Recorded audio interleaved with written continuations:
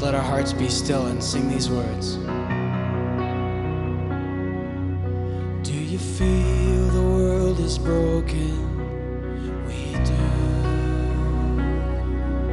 Do you feel the shadows deepen? We do. But do you know that all the dark won't stop the light from getting through?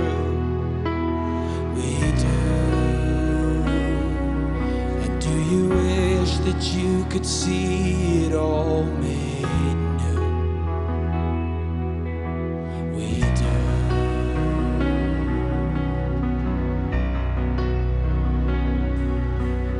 Is all creation groaning?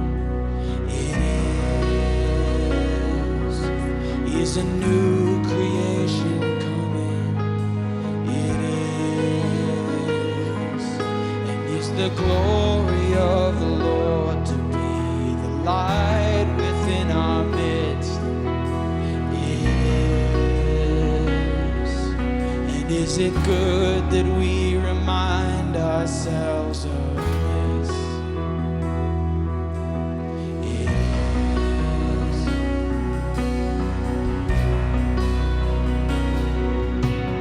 Is anyone worthy? Is anyone whole?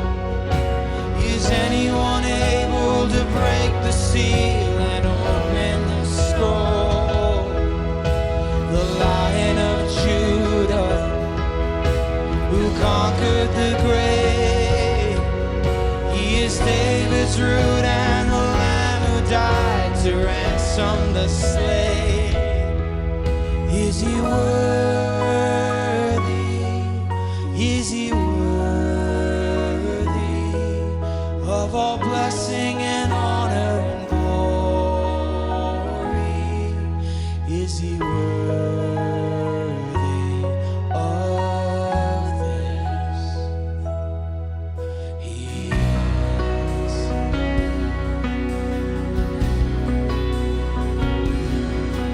Does the Father truly love us? The Spirit move among us? He does. And as Jesus our Messiah hold forever those he loves? He does. And does our God intend to dwell again with us? He does. Sing it out. Is anyone worthy? Is anyone whole? Is anyone able to break the seal and open the scroll? The Lion of Judah, who conquered the grave. He is David's root and the died to ransom the slave from every people and tribe, every nation and tongue. He has made us a kingdom and priests to God to reign with the Son. Is he worthy? Is he worthy of all blessing and honor and glory? Is he worthy? Is he worthy?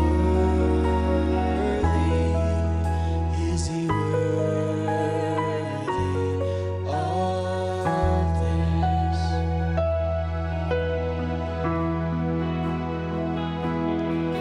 He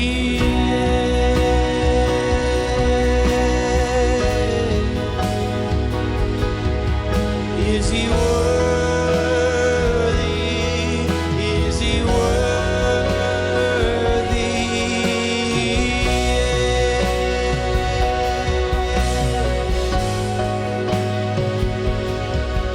He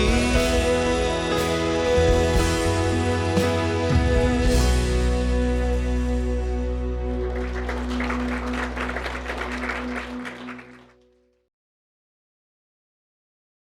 Before we start, and before I pray, I want to say this.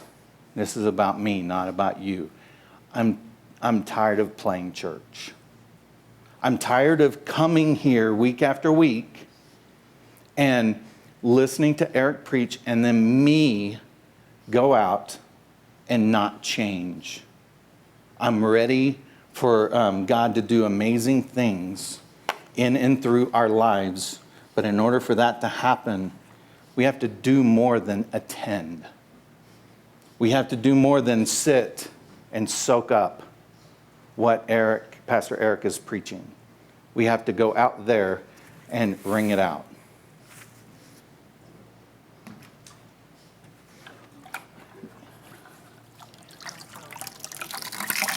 I might, by the end of the service, you might get wet. I don't know. But you won't.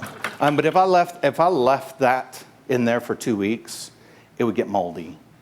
God does not want us to just retain information without wringing it out into other people's lives. He wants us to go out there and be the change in other people. So God, thank you for all the kids that were impacted by this past week. God, thank you that you put adults and teenagers in place exactly where you want them. And I pray that days, weeks, months, years, we'll find out just how big of an impact you had on these kids. So I pray for this, the message this morning, that you would just help us to not be satisfied with just getting a little bit of information in our head, but that we would go and do. I pray these things in your name. Amen. So would you agree with the statement? Words have a lot of power. I mean, like they have the power to heal. They have the power to kill. And sometimes words mean exactly what they, like for instance, the word collide. I did this first service and I was shocked at how impactful they said it, because we're going to say it too. On 3, we're going to say, and we're going to say it like that guttural, like deep down. Collide. We're going to say it like that. No, that's kind of wimpy. So we're going to, on 3, we're going to, and I'm going to be very honest. If first service did better than this service, they're never going to know. So I'm going to have to be honest, I guess. So it's like collide. And I'm not going to say it because I just did. So 3, 2, 1. Collide! There's more in here. So it was about the same. 3, 2, 1. Collide! Okay, that was better. But I love it when words kind of sound like and represent how they come out of the mouth. Like the word violent. Violent, when you hear that word, you just want to hit something, don't you, Zach? You just want to punch something, and hopefully it's not me because I've been hit enough. And the opposite of that would be like the word flower. Imagine if we stopped going to war with violence, but we went to war with flowers. Wouldn't that stop wars? Unless they're roses with the stems, and then people would collide with other things like anger and but when we say the word collide, not only does it sound powerful, it usually evokes a negative response. Like a couple of years ago, my son was on his way to school, and I got that call that no dad ever wants to get. He was turning on Smoke Tree from Willow Creek. And actually, I think Jason witnessed it. And that was the result. He was turning at a yellow, turning left at a yellow, car was coming, started to slow down, and I told him when he told me what happened, I said, Zach, I do that all the time, like a brain freeze, brain fart, however you want to say it. And I'm like, oh, it's yellow, I need to stop. No, I'm going to go. And Zach turned, and that car said, I think I'm going to go ahead and go, and boom, car was forever changed. And so he called me, and first thing I said was, how's my car?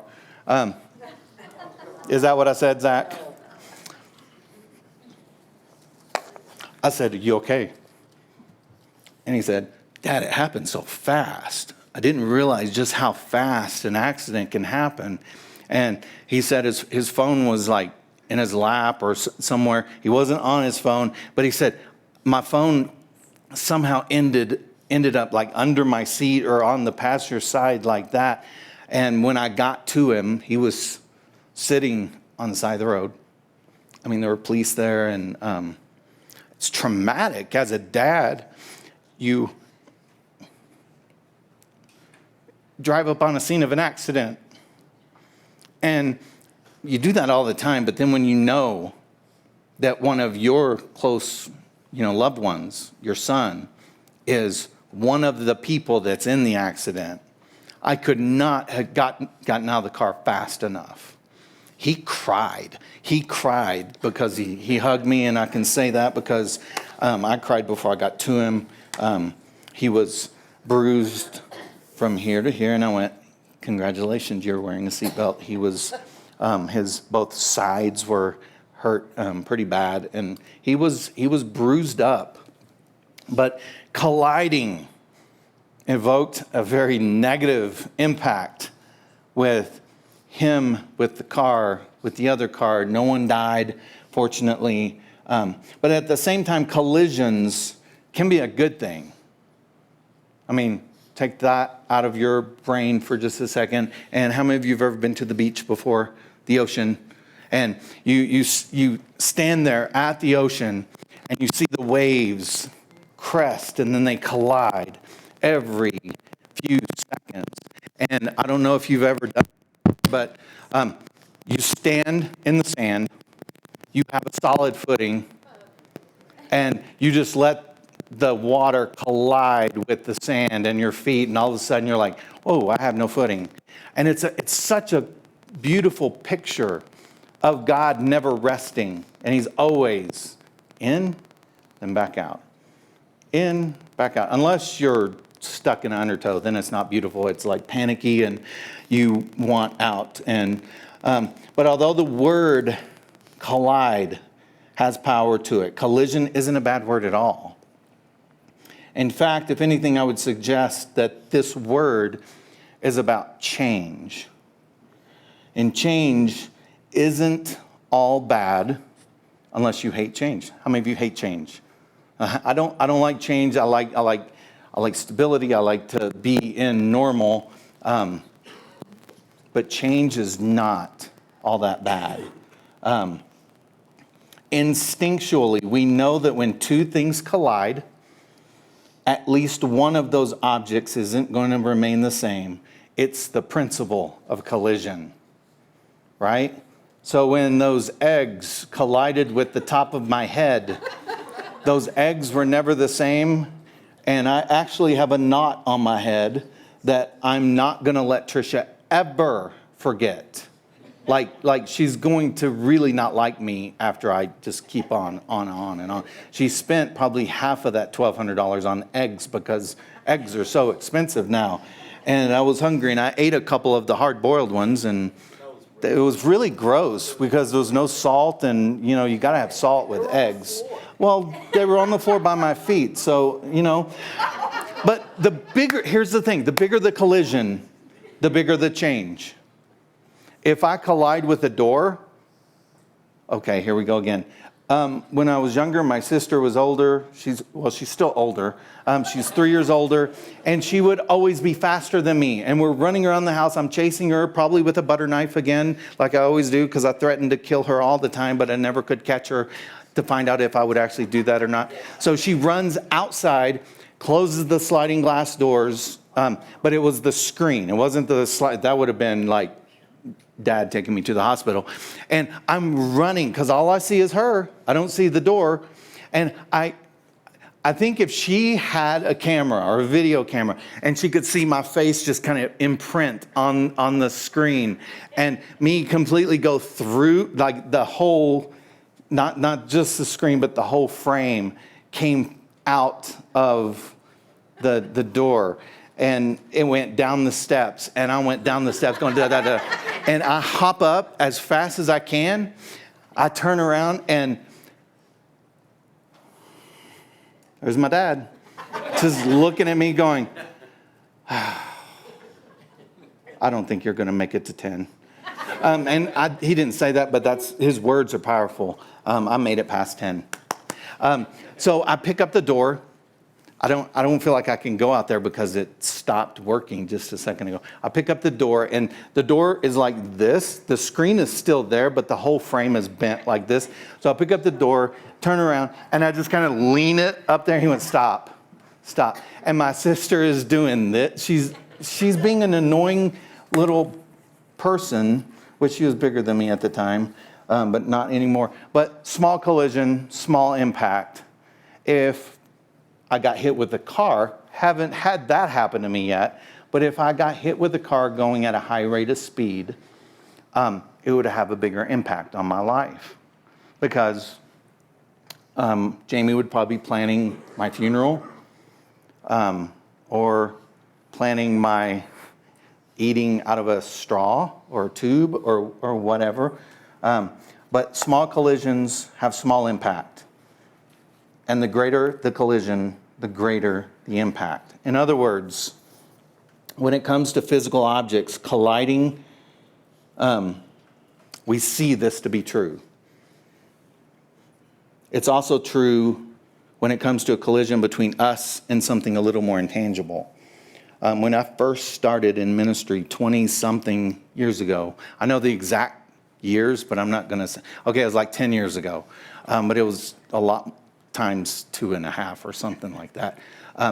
My very first mission trip that I ever took, I didn't take one as a student, but I did as a staff person at Youth for Christ in Kansas City.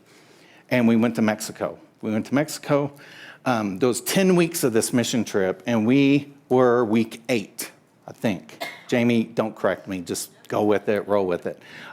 It was like week 8. We were kind of closer to the end, so we got to see the fruit of everyone's labor from 1, 2, 3, 4, 5, 6, 7, and then we got to finish a house.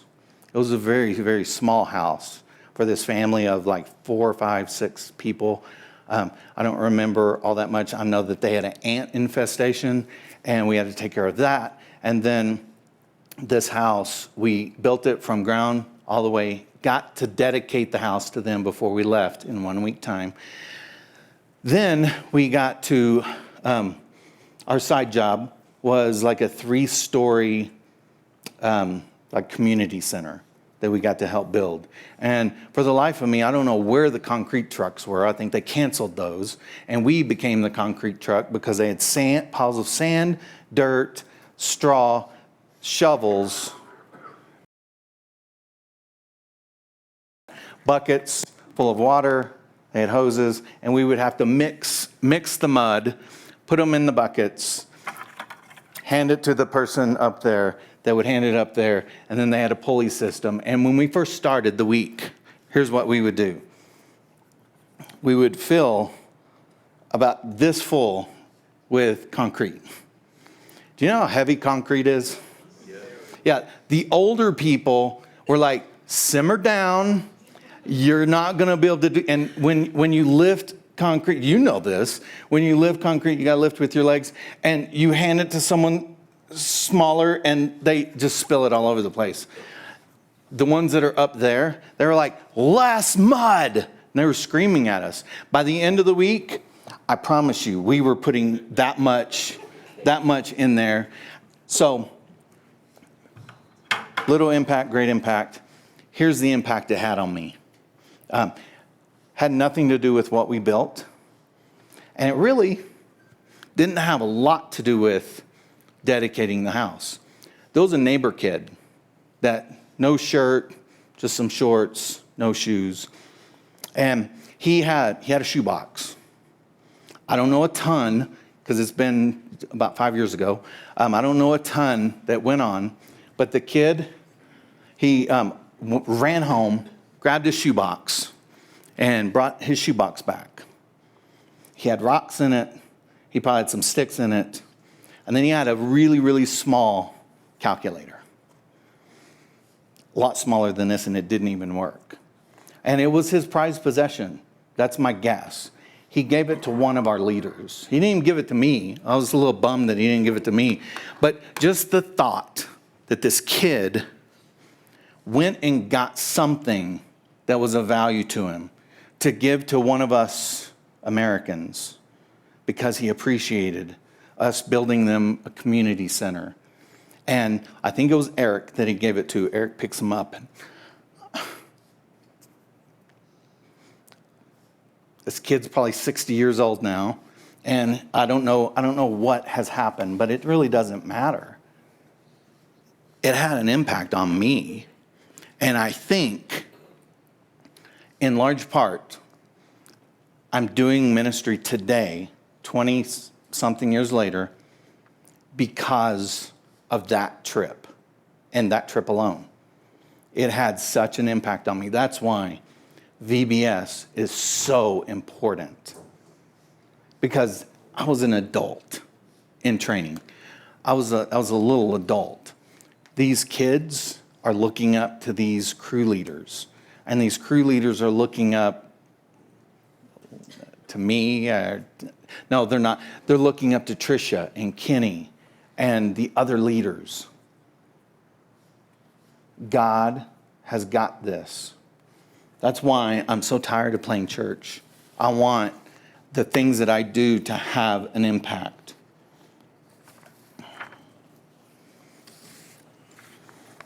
So we're gonna just jump right in, because I'm rambling, and I don't like rambling.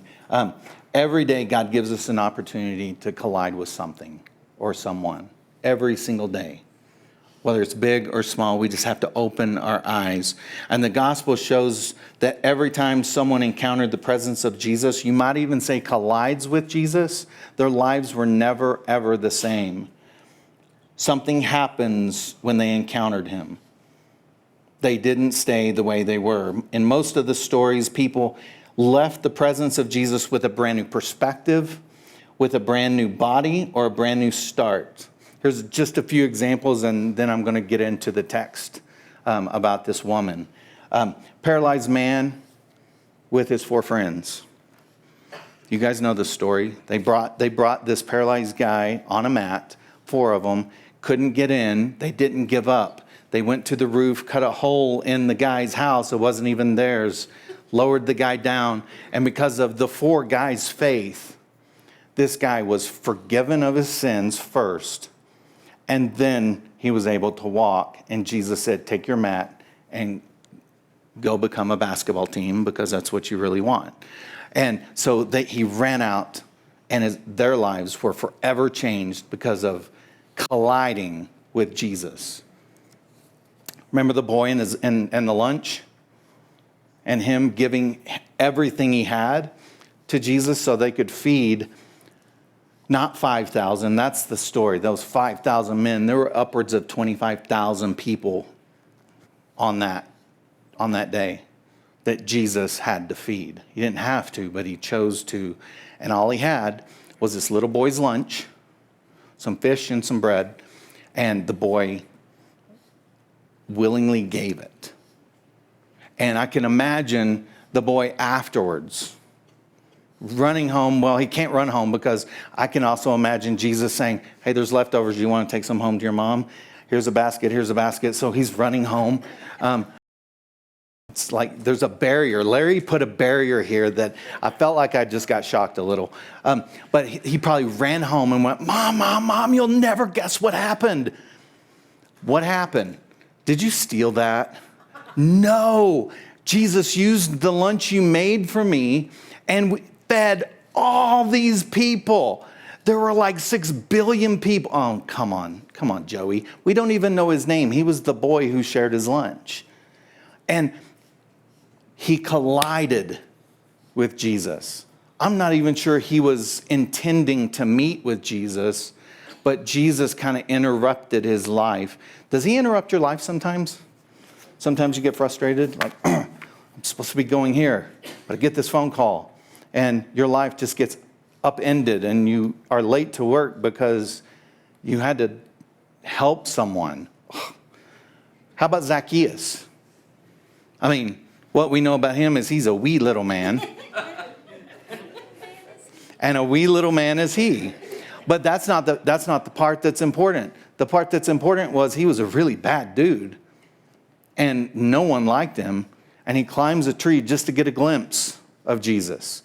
And Jesus is a Jedi, okay? Because the next story, the story that we're going to talk about, he's Jedi. And someone's up in the tree. Throw eggs at him. Get him out of the tree. And he's, come on down. I'm going to your house. And Zacchaeus, because of the collision, his life was altered. And I think he actually, if he wronged anyone, he gave 4 times the amount that he wronged people. That's pretty much everything he's got. And then not to mention the disciples. The lives that were changed because of the collision that Jesus had with them. So we're going to be in Luke. And Luke, if you don't know who Luke is, he was a close friend to Paul. He went on a few missionary journeys with Paul and learned from him. And what was his occupation? I'm sorry, I'm not a preacher. I'm more like this. So if I ask questions, he was a doctor. He was a physician, which makes this story even more important. Because the story we're going to talk about is about this woman who she had something wrong with her for 12 years. And we're just going to read it. Luke 8, actually. Sorry. It's Luke 8, 40 through 48. Now, when Jesus returned, a crowd welcomed him, for they were all expecting him. Then a man named Jairus, a ruler of the synagogue, came and fell at Jesus' feet, pleading with him to come to his house because his only daughter, a girl of about 12, was dying. As Jesus was on his way, the crowds almost crushed him. And a woman was there who had been subject to bleeding for 12 years, but no one could heal her. She came up behind him and touched the edge of his cloak, and immediately her bleeding stopped. "Who touched me?" Jesus asked. When they all denied it, Peter said, "Master, the people are crowding and pressing against you." But Jesus said, "Someone touched me. I know that the power has gone out from me." Then the woman, seeing that she could not go unnoticed, came trembling and fell at his feet in the presence of all the people. She told why she had touched him and how she had been instantly healed. Then he said to her, "Daughter, your faith has healed you. Go in peace." There is so much going on in just this little story. There are so many people crowding around him. And I love the Jedi mind trick. Somebody touched me. Who touched me? I mean, at VBS, you get bumped and you don't know who touches you. And it was kind of like that. But it said that there were so many people, they were about to crush him. That's how important, how popular, and how much people wanted to get just a glimpse of him. So this woman, she had been bleeding for 12 years. I want to stay home when I have a headache. Everyone else wants me to stay home when I have a fever. I can imagine all the stuff going on with her. Bleeding for 12 years, that's automatically going to make you weak, nauseous, ill, embarrassed. I mean, we could go on and on about all the reasons why she should just stay home, because no doctors could do anything for her. She had probably gone to see all kinds of specialists, GI doctors, going, why?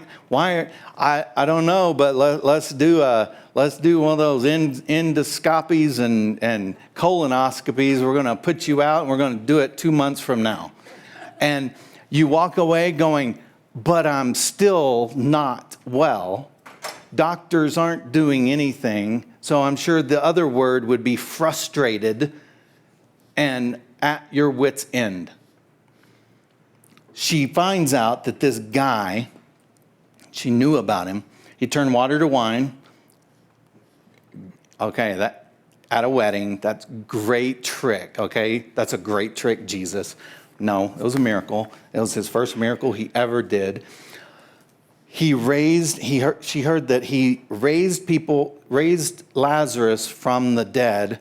Okay, now we're getting closer. Now we're getting closer to her issue. So maybe there's something to, how about this? He healed the sick. Okay, where is he going to be, what time, and how do I get to him? And he's also restored sight to the blind. She found out he's coming to town. And she's, how do I make a reservation? So she goes. The crowd is so thick. And she is probably still extremely embarrassed and not feeling well. So I have to get to him. Let me just touch. And the only Greek I know is the little piece of tassel that she touched is called a zitzi. That's all I know. That's all she touched. And she was immediately healed. She didn't have to wait for 3 months. She was immediately healed. Like, no more bleeding, no more nausea, no more pain, no more suffering. And then Jesus, can you imagine being Jairus at this point? Because you remember Jairus? Jairus went to him. He was an important guy. My daughter, her bleeding was for how many years? 12 years. My daughter, who's how old? Wow. I think there's something with numbers in the Bible that is like, you can't just discount it. Jairus has got to be a frustrated person right now because he is mine. We're going to my house to heal my daughter who's dying. And there's your homework. I'm not going to tell you how that story ends because it's right afterwards. Don't look at it. I know you have your Bible open. Don't look. Okay. But the point of this is this woman who is not named touches the hem of his garment and immediately she's healed.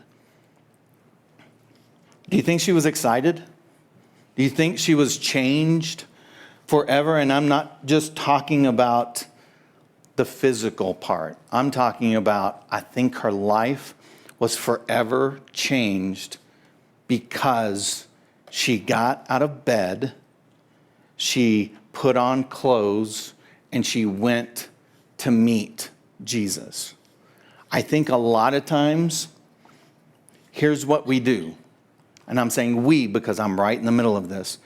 We get up on Sunday morning, check it off. Excellent. We go to church, check it off. We did a good job. We listened to the sermon, check, good job. It's time to eat. Come on, it's 11:18, and we need to beat the other churches. We pray, we release you guys. We leave, and nothing happens until next week.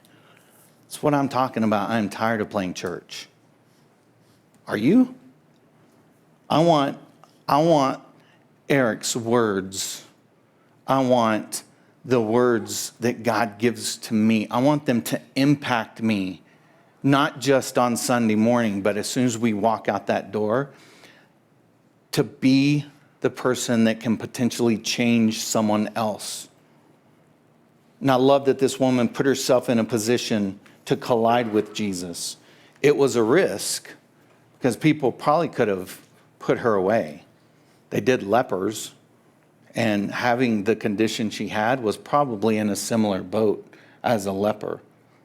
But regardless of what's at stake, regardless of our reservations, our fears, our concerns, if we let those things own us and drive us and steer our decision making, we're in danger of missing out. You want to volunteer? You want to see change in your life and in the lives of others? Volunteer and help Trisha out. Do VBS and watch these kids impact your life more than you could ever impact their life. Why have I done youth ministry for 26 years? It's for that reason alone. I have two that came today that they're in their 40s, 50s. They were in my youth group at another church here. And that is why I keep doing what I do. That is why I get up in the morning, because I want to see someone else's life changed, and it starts with me. Before I pray, I want to ask a few questions.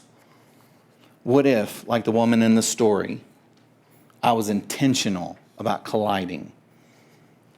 What if instead of sitting at home and focusing on what's wrong or what I want to change, I put myself out there to purposefully collide so that I could be changed? Earlier, I talked about that mission trip, and I know I remember it from first service. If I said it already, then forgive me. But I went there for one purpose: to change someone else's life. I went there to go and be Jesus to someone else. And here's what ended up happening. I went for that entire week, and God started melting me a little bit. He started working on my heart.